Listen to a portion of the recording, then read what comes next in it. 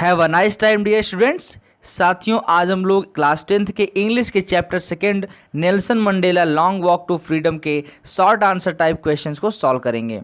तो साथियों, वीडियो को शुरू करने से पहले आप सभी से रिक्वेस्ट, चैनल को सब्सक्राइब कीजिए, वीडियो को लाइक कीजिए और आइए हम लोग क्वेश्चन 1 पर चलते हैं। पहले सब्सक्राइब तो कीजिए। Question first, where did the oath taking ceremony take place. कहते हैं वेयर डिड कहाँ पर द ओथ टेकिंग सेरेमनी शपथ ग्रहण समारोह टेक प्लेस संपन्न हुआ। कहते हैं शपथ ग्रहण समारोह कहाँ पर संपन्न हुआ। तो इसका आंसर था साथियों the oath taking ceremony took place. जो शपथ ग्रहण समारोह था वो संपन्न हुआ in the lovely sandstone amphi theatre, सुंदर से बलुआ पत्थर से बने रंगशाला में, फॉर्म बाय जिसे बनाया गया था द यूनियन बिल्डिंग्स के द्वारा इन प्रिटोरिया में। कहते हैं प्रिटोरिया में संघीय इमारतों द्वारा बनाए गए सुंदर से सैंडस्टोन एम्फी थिएटर में शपथ ग्रहण समारोह संपन्न हुआ। अगला क्वेश्चन है, what ideals did Mandela set out. कहते हैं कौन से आदर्शों को मंडेला ने स्थापित किया for the future of South Africa in his speech. कहते हैं दक्षिण अफ्रीका के भविष्य के लिए अपने संबोधन में। कहते हैं अपने भाषण में नेल्सन मंडेला जी ने कौन कौन से आदर्शों को रखा। तो कहते हैं Nelson Mandela set the ideals. कहते हैं नेल्सन मंडेला जी ने आदर्शों को रखा। किन आदर्शों को? लिबरेटिंग पीपल, लोगों को स्वतंत्र कराने का, from the bondage of poverty, गरीबी के बंधन से, डिप्रिवेशन, अभाव से, सफरिंग, कष्ट से, जेंडर, लिंग भेद से, एंड अदर डिस्क्रिमिनेशन, और अन्य भेदभाव से उनको स्वतंत्र कराने का उन्होंने आदर्श रखा for the future of South Africa in speech. बाकी जो क्वेश्चन की लाइन उसको तो आप लिखेंगे ही, for the future of South Africa, दक्षिण अफ्रीका के भविष्य के लिए, इन स्पीच, अपने संबोधन में, अपने भाषण में उन्होंने इन चीजों को खत्म करने का आदर्श प्रस्तुत किया। अगला क्वेश्चन है, how according to Mandela, Mandela के अनुसार कैसे had apartheid policy affected South Africa, की रंग भेद की जो योजना थी, अपार्थीड मतलब होता है रंग भेद योजना। कहते हैं अपार्थीड पॉलिसी मतलब रंग भेद योजना। कहते हैं apartheid policy affected South Africa. Apartheid जो पॉलिसी थी, जो नियम कानून था, कहते हैं वो साउथ अफ्रीका को कैसे प्रभावित किया मंडेला के अनुसार, आप उसको बताइए। तो मतलब कहने का मतलब ये है कि अपार्थीड पॉलिसी जो थी वो साउथ अफ्रीका में अपना किस प्रकार से वर्चस्व बना लेती, कैसा उसका वहाँ पर प्रभाव था, वो सारी बातें यहाँ पूछ रहे हैं जो मंडेला साहब ने उसको मेंशन किया था। तो कहते हैं अकॉर्डिंग टू मंडेला, कहते हैं मंडेला साहब के अनुसार द पॉलिसी ऑफ अपार्थीड, कहते हैं जो रंग भेद की नियम थे, जो कानून थे, क्रिएटेड अ डीप, जो गहरा, एंड लास्टिंग वुंड, और लंबे समय तक चलने वाले घाव को क्रिएटेड बना दिया था टू हिज कंट्री, उनके देश में, एंड पीपल, और लोगों के बीच में। कहते हैं मंडेला साहब के अनुसार जो रंग भेद की योजना थी, जो रंग भेद का कानून था, वो गहरे और लंबे समय तक चलने वाले घाव को उनके देश के लोगों में और उनके देश में उसने बना दिया था। तो ये उसका आंसर हो जाएगा कि अपार्थीड पॉलिसी कैसे प्रभावित की। तो अपार्थीड पॉलिसी ने लंबा घाव और लंबे समय तक चलने वाला और गहरा घाव बना दिया था उनके देश में और उनके देश के लोगों के बीच में। ये उसका जो है अफेक्ट था। अगला क्वेश्चन है साथियों, What did Mandela think about. Mandela साहब क्या सोचते हैं अबाउट द ऑपरेशर, अत्याचारी के बारे में, एंड द ऑपरेस्ड, और पीड़ित व्यक्ति के बारे में। ऑपरेशर मतलब क्या होता है? अत्याचारी मतलब अत्याचार करने वाला, एंड द ऑपरेस्ड मतलब होता है जिस पर अत्याचार किया जाए, मतलब पीड़ित व्यक्ति। तो कहते हैं अत्याचारी और पीड़ित व्यक्ति के बारे में मंडेला साहब क्या सोचते हैं। तो आप आंसर देंगे मंडेला थॉट दैट, मंडेला साहब सोचते थे कि the oppressor must be liberated, कि अत्याचारी को भी अवश्य स्वतंत्र कराना चाहिए, जस्ट एज श्योरली एज, बिल्कुल उसी तरीके से जैसे कि द ऑपरेट, जैसे कि पीड़ित को स्वतंत्र कराना चाहिए। कहते हैं जिस प्रकार से पीड़ित को स्वतंत्र कराना जरूरी है उसी प्रकार से अत्याचारी को भी स्वतंत्र कराना जरूरी है। लेकिन अत्याचारी को किस चीज़ से स्वतंत्र कराना है? अत्याचारी को जो उसकी जो मानसिक दशा है, जो वो गलत कार्य करता है, जो उसके मन में फालतू चीज़ घूमता रहता है, जो फालतू कार्य करता है, तो ऐसे विचारों से उसको क्या करना है? स्वतंत्र कराना है। और दूसरी बात उन्होंने क्या सोचा है? द ऑपरेस्ड एंड द ऑपरेशर, कहते हैं जो अत्याचारी हैं और जो पीड़ित व्यक्ति हैं अलाइक, वो समान रूप से आर रॉब्ड ऑफ, उनसे छीन लिया गया है, ऑफ देयर ह्यूमैनिटी, उनकी मानवीयता को। कहते हैं जो अत्याचारी और अत्याचार को सहन करने वाले पीड़ित लोग हैं, कहते हैं वो समान रूप से उन दोनों की मानवीयता क्या की गई है? रॉब्ड ऑफ, छीन ली गई है, मतलब समाप्त हो गई है। तो ये दो बातें मंडेला साहब ने इस चैप्टर में बताया हुआ है।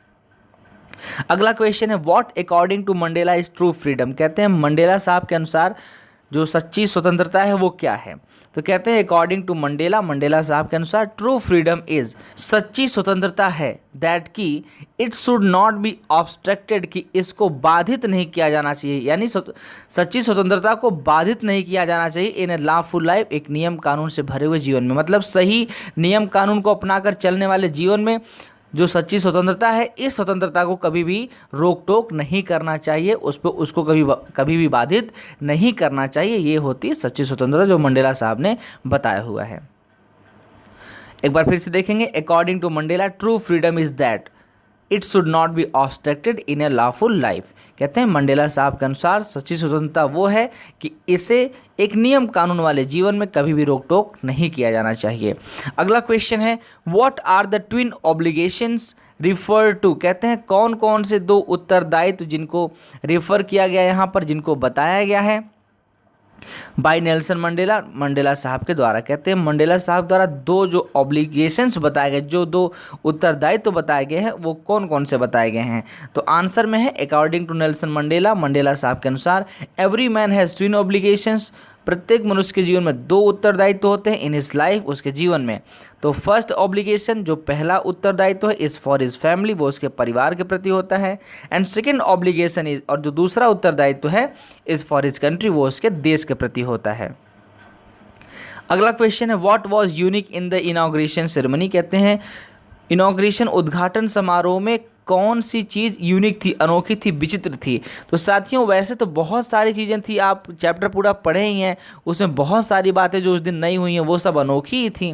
बहुत सारी भीड़ इकट्ठा हुई थी, पहली बार साउथ अफ्रीका की धरती पर डेमोक्रेसी जो स्थापित हुआ था। इसी के साथ साथ बहुत सारे जो समूह थे, जेट्स के, हेलीकॉप्टर्स के, ट्रूप कैरियर्स के, तो ये सब सारी चीज़ें क्या थी, ये सब नई ही तो थी, विचित्र ही थी। लेकिन जो मुख्य रूप से जो हमने लिखा हुआ है वो है कि इन द इनॉग्रेशन सेरेमनी, की उद्घाटन समारोह में leader of more than 140 countries, 140 देशों से कहीं ज़्यादा देश के लीडर यानी कि नेता वर प्रेजेंट, वहाँ पर प्रस्तुत थे यानी उपस्थित थे। Which made the inauguration ceremony unique, जिससे कि इनॉग्रेशन जो सेरेमनी थी, जो समारोह था उद्घाटन का, वो विचित्र हो गया। अब देखो यहाँ पर इसके पहले भी 140 देशों से जो लोग लीडर वहाँ पर आए थे, वो लीडर क्या थे, वो इसके पहले कभी भी साउथ अफ्रीका में वो लोग आए नहीं थे, बहुत कम लोग आते थे। तो साउथ अफ्रीका पर ये पहली बार हो रहा था कि 140 देशों से ज़्यादा के जो लीडर्स थे वो वहाँ पर प्रेजेंट थे, उपस्थित थे। तो ये बात भी बड़ी यूनिक थी। और दूसरी बात यूनिक ये थी, the police which earlier came to arrest him, जो पुलिस उनको अर्लियर पहले आई थी टू अरेस्ट हिम, उनको अरेस्ट करने के लिए, कैद करने के लिए, नाउ सैल्यूटेड हिम, वो उनको आज क्या कि सैल्यूट किया, उसने अभिवादन किया। तो ये बात ही बड़ी यूनिक थी उनके लिए। ये दो मुख्य बातें, बाकी बहुत सारी बातें जो आपने चैप्टर में पढ़ा हुआ है आप उसको समझ के लिख देंगे।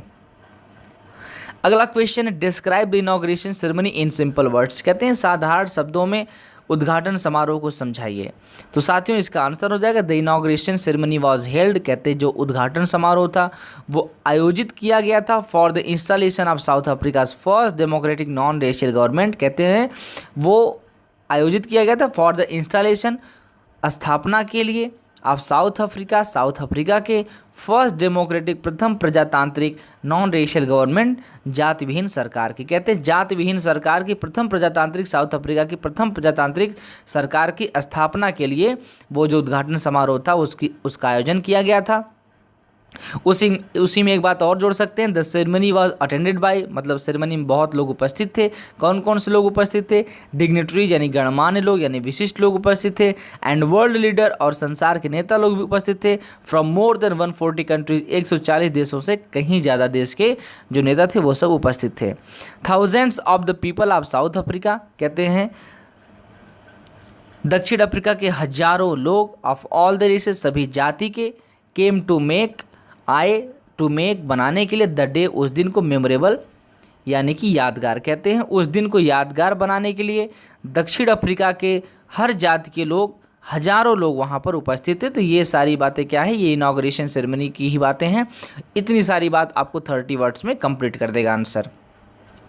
अगला क्वेश्चन है what did the generals and police officer do on that date. कहते हैं what did the generals and police officer और जनरल जो ऑफिसर थे व्हाट डू, उन्होंने क्या किया उस दिन। The generals and police officer, कहते हैं जो जनरल और पुलिस ऑफिसर थे, सैल्यूटेड नेल्सन मंडेला, उन्होंने नेल्सन मंडेला को सैल्यूट किया। एंड प्लेस्ड दियर लॉयल्टी, और अपनी वफादारी के प्रति उन्होंने प्रतिज्ञा भी किया। हु केम अर्लियर, जो पहले आए थे, टू अरेस्ट हिम, उनको कैद करने के लिए। कहते हैं जो लोग उनको हथकड़ी पहनाने के लिए, जो लोग उनको कैद करने के लिए पहले आए थे, वही लोग आज अपने वफादारी की प्रतिज्ञा ले रहे थे और नेल्सन मंडेला साहब को सैल्यूट भी कर रहे थे। साथियों, शॉर्ट आंसर का आखिरी क्वेश्चन है what is the greatest wealth of a nation in Nelson Mandela opinion. कहते हैं नेल्सन मंडेला साहब के विचारों में देश का, राष्ट्र का सबसे बड़ा धन संपत्ति क्या है, देश की सबसे बड़ी संपदा क्या है। तो यहाँ पर आंसर हो जाएगा अकॉर्डिंग टू नेल्सन मंडेला। कहते हैं नेल्सन मंडेला साहब के अनुसार the greatest wealth of a nation, कहते हैं एक देश की जो सबसे बड़ी संपत्ति है, इज इट्स पीपल, वो उसके लोग हैं।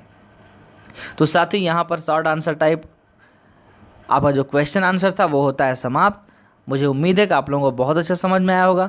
समझ में आया है तो साथियों इसको फटाफट अपने दोस्तों के साथ शेयर कीजिए। नहीं समझ आया तो क्या नहीं समझ में आया आप कमेंट करके हमको बताइए। नेक्स्ट टाइम आपको हम उसको फिर से समझाएंगे, अच्छे तरीके से समझाएंगे। लेकिन आप लोग इस वीडियो को शेयर कीजिए, लाइक कीजिए, चैनल को सब्सक्राइब कीजिए, दबा के शेयर कीजिए साथियों। अपने सभी स्टूडेंट भाइयों तक इसको पहुँचाइए। ज्ञान बांटते रहिए क्योंकि ज्ञान बांटने से ही बढ़ता है। जय हिंद, जय भारत।